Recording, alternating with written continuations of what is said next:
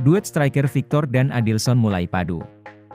Kesempatan dapat oleh PSM peluang kali ini, Victor Mansarai! Duet striker Victor Mansarai dan Adilson Silva mulai padu. Keduanya perlahan menemukan ritme yang pas demi mempertajam lini depan PSM.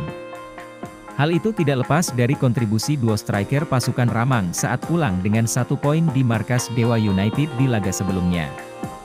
Gol Mansarai dari assist Adilson mampu menyelamatkan tim dari kekalahan. Hasil ini sangat positif di tengah padatnya jadwal. PSM tetap mampu memberikan perlawanan meski hanya punya 2 hari persiapan menatap duel lanjut Liga 1 tersebut. Angin segar buat PSM Makassar, Stadion Markas Juku Eja segera dibangun. Terbaru, PSM Makassar dapat angin segar karena Stadion Markas baru Juku Eja segera dibangun. Saat ini Pemprov Sulsel dikabarkan sudah menyiapkan tanah untuk jadi lokasi dibangunnya Stadion Markas baru PSM Makassar.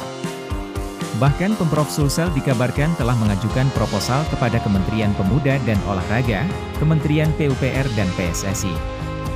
Rencananya, stadion baru yang diproyeksi jadi markas baru PSM Makassar akan gunakan dana APBN.